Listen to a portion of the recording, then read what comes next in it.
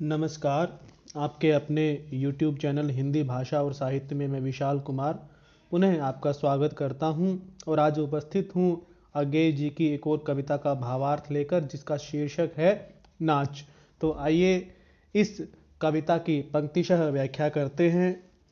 एक तनी हुई रस्सी है जिस पर मैं नाचता हूँ, जिस तनी हुई रस्सी पर मैं नाचता हूँ वह दो खंभों के बीच है। रस्सी पर मैं जो नाचता हूँ वह एक खंभे से दूसरे खंभे तक का नाच है। दो खंभों के बीच जिस तनी हुई रस्सी पर मैं नाचता हूँ उस पर तीखी रोशनी पड़ती है जिसमें लोग मेरा नाच देखते हैं। यहाँ पर आप एक ऐसे दृश्य की कल्पना कीजिए जिसमें कोई नट या कोई कलाकार जो कि करतब दिखाते हैं और वह अपना नाच दिखा रहा है, और उसी दृश्य का यहाँ पर चित्रांकन अज्ञेय जी ने इन पंक्तियों के माध्यम से किया है। दो खंभे हैं, दो खंभों के बीच में एक रस्सी बंधी हुई है। उस रस्सी पर एक कलाकार, एक नट या एक नर्तक एक सिरे से दूसरे सिरे तक नाचता हुआ, करतब दिखाता हुआ जा रहा है, और जहाँ जहाँ वह आगे बढ़ता है उन दो खंभों के बीच में उस तनी हुई रस्सी पर जहाँ जहाँ वह आगे बढ़ता है वहीं वहीं एक तीखा प्रकाश भी उस पर पड़ता रहता है, और उस तीखे प्रकाश में दर्शकगण उस नाचने वाले को देखते हैं। इन पंक्तियों में एक बात और मुख्य रूप से कही गई है कि जो उस नर्तक का, उस नट का, उस कलाकार का जो नाच है, जो करतब दिखाने का दायरा है, वह केवल खंभे पर बंधी हुई रस्सी के एक सिरे से लेकर दूसरे सिरे तक है। उसके अलावा उसका कहीं भी कोई दायरा नहीं है, केवल सीमित दायरे में ही वह अपना नाच दिखाता है। इन पंक्तियों में हम एक बात और भी यह देखते हैं कि कवि ने मुख्य रूप से इन बिंदुओं को महत्व के साथ दिखाया है कि दो खंभे हैं, दो खंभों के बीच में एक तनी हुई रस्सी बंधी है, उस रस्सी पर एक व्यक्ति नाच रहा है और उस नाच रहे व्यक्ति के ऊपर तीखा प्रकाश पड़ रहा है जिसमें दर्शकगण उसके नाच को देखते हैं। ये कहा जा सकता है कि दर्शक उस नाचने वाले व्यक्ति को नहीं देख रहे अपितु उसके नाच को देख रहे हैं, उसके करतब को देख रहे हैं। न मुझे देखते हैं जो नाचता है, न रस्सी को जिस पर मैं नाचता हूँ, न खंभों को जिस पर रस्सी तनी है, न रोशनी को ही जिसमें नाच दिखता है। लोग सिर्फ नाच देखते हैं। यहाँ पर अज्ञेय जी कहते हैं, उस नर्तक के माध्यम से ये कहते हैं कि मैं जब इस रस्सी पर अपनी कलाकारी, अपना नाच दिखा रहा होता हूँ तब लोग मुझे भी नहीं देखते हैं। मैं नाचने वाला हूँ, मेरी तरफ भी लोगों का ध्यान नहीं होता है, अर्थात उनके लिए मैं कौन हूँ इस बात का कोई भी महत्व नहीं है, और ना ही लोग उस रस्सी की तरफ ध्यान देते हैं जिस रस्सी पर मैं नाचता हूँ। नहीं लोग उन खंभों की तरफ ध्यान देते हैं जिन खंभों के बीच में रस्सी बंधी हुई है, और नहीं उस प्रकाश की तरफ ध्यान देते हैं जिस प्रकाश के मेरे ऊपर पड़ने से उन्हें मेरा नाच दिखाई देता है। लोगों का ध्यान तो केवल और केवल मेरे नाच के ऊपर केंद्रित होता है।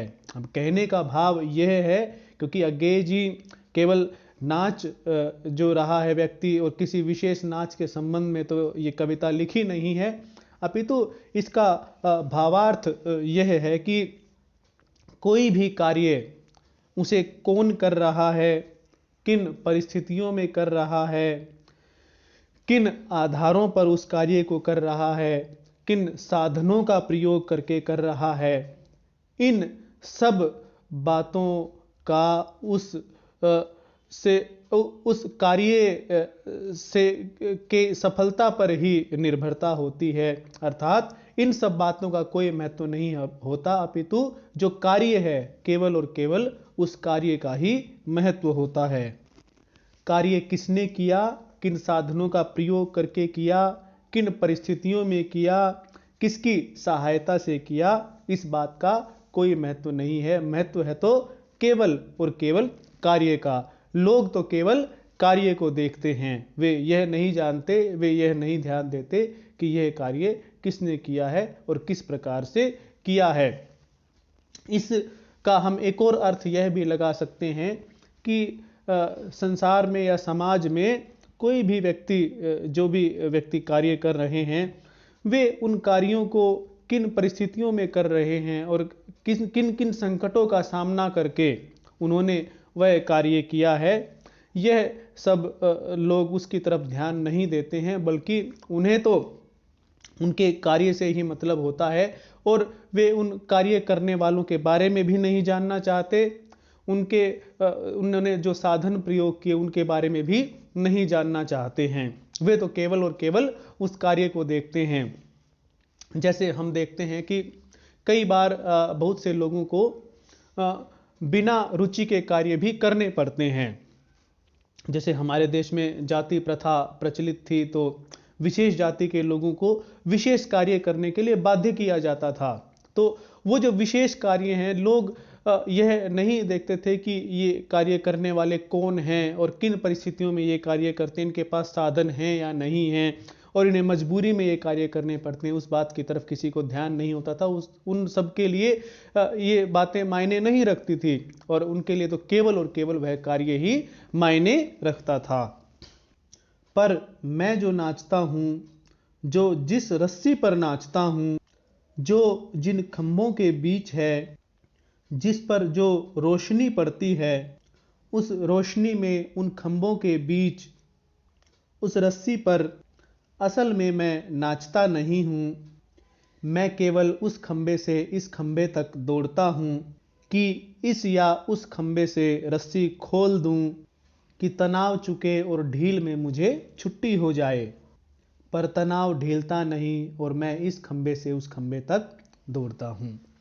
देखिए, अब जो नर्तक है या कलाकार या कलाबाजी दिखाने वाला व्यक्ति है, वह यह कहता है कि पर मैं जो नाचने वाला हूँ और जिस रस्सी पर नाचता हूँ और जिन खंभों के बीच में रस्सी बंधी है और जिस प्रकाश में लोग मुझे देखते हैं, नाचता हुआ देखते हैं, मैं वास्तव में नाच नहीं रहा हूँ। क्योंकि नाचना तो एक ऐसी मनुष्य की प्रक्रिया है, ऐसी मनुष्य की क्रिया है जो कि वह प्रसन्न होने के उपरांत ही करता है। तो यहाँ पर नर्तक कहता है कि मैं प्रसन्न होकर नृत्य नहीं कर रहा हूँ, अर्थात मुझे जो भी कार्य करना पड़ रहा है, मैं प्रसन्न होकर वो कार्य नहीं कर रहा हूँ।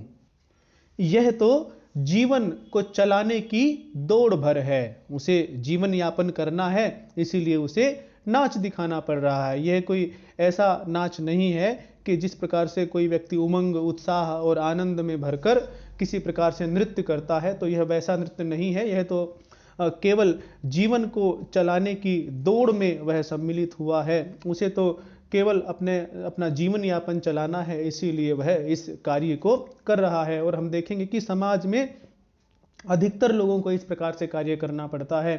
वे अपनी ऐसा नहीं है कि किसी कार्य को कर रहे हैं तो वे उनकी पसंद का कार्य और बड़ी ही खुशी और उत्साह से वे यह कार्य कर रहे हैं, अपितु उन्हें अपना जीवन यापन चलाना है, अपना पेट भरना है, इसीलिए वे सब यह कार्य कर रहे हैं। और वो निरंतर इस प्रयत्न में लगे रहते हैं कि उनके जो मस्तिष्क में जो तनाव है, उनके ऊपर जो तनाव बना हुआ है, और तनाव किस चीज़ का, कि वे उस कार्य को करना भी नहीं चाहते, फिर भी उन्हें मजबूरी से, व्यवस्था से उस कार्य को करना पड़ रहा है।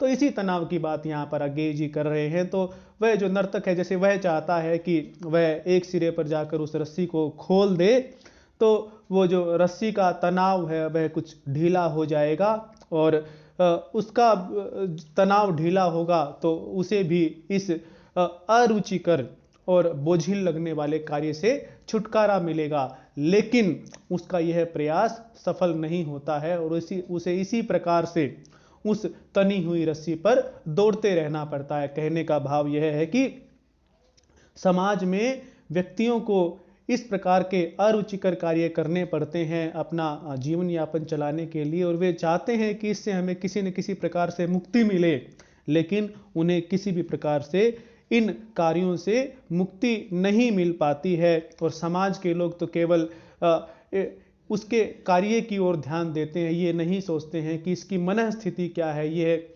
जब इस कार्य को करता है तो इस कार्य को करते हुए ये क्या सोचता है, क्या विवशता है इसकी, और किन साधनों का प्रयोग करके वह यह कार्य कर रहा है, इस बात की तरफ समाज ध्यान नहीं देता। और वे इस कार्य से छुटकारा पा सकें, इस संबंध में भी समाज उनकी कोई सहायता नहीं कर पाता। वे तो केवल उनके कार्य भर को देख लेते हैं और उससे लाभ उठा लेते हैं।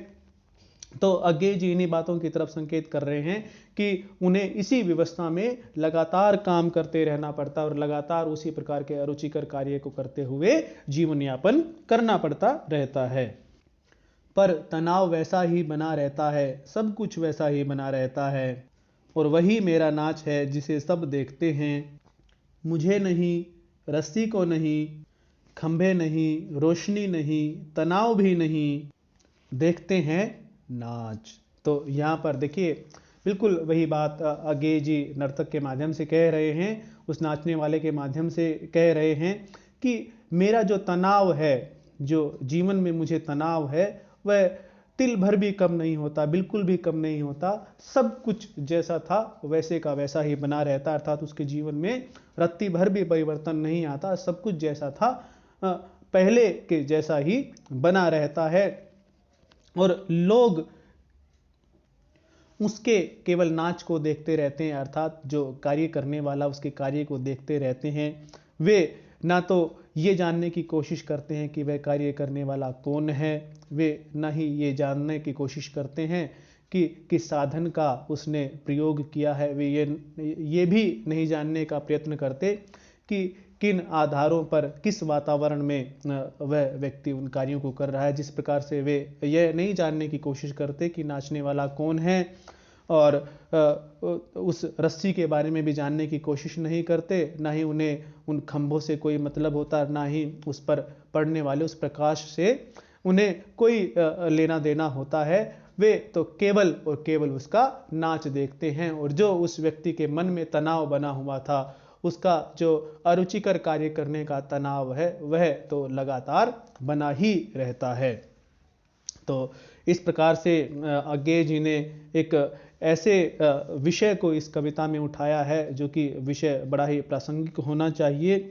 और क्योंकि जिन अमानवीय परिस्थितियों में कुछ लोगों को काम करना पड़ता है, और कुछ लोग ऐसे भी हैं, यदि हम उन्हें अमानवीय परिस्थितियां न भी कहें तो भी हम इतना तो अवश्य ही कह सकते हैं कि उन्हें कई अरुचिकर कार्यों को करना पड़ता है, अपनी पसंद के कार्य वे नहीं कर पाते हैं, और समाज इन बातों की तरफ ध्यान बिल्कुल भी नहीं देता है, और वे जो है तनाव में ही अपना जीवन व्यतीत करते हैं, क्योंकि उस कार्य को करने में उनकी कोई रुचि नहीं होती है और परिस्थितियां भी अच्छी नहीं होती हैं उन कार्यों को करने की। तो उनका पूरा जीवन जो है वो तनाव में ही गुजर जाता है। और क्योंकि जिस कार्य में व्यक्ति की रुचि नहीं हो तो वहाँ हमें अधिक लाभ भी प्राप्त नहीं हो सकते हैं, समाज उस कार्य से अधिक लाभान्वित भी नहीं हो सकता है। तो इन सब बातों की तरफ अज्ञेय जी ने ध्यान दिलाया है। तो उम्मीद है कि आप सभी को यह कविता, इसका भावार्थ अवश्य ही समझ आया होगा। और यदि आपको कुछ शक या संदेह या समस्या उत्पन्न होती है तो आप अवश्य ही कमेंट बॉक्स में लिखें। धन्यवाद।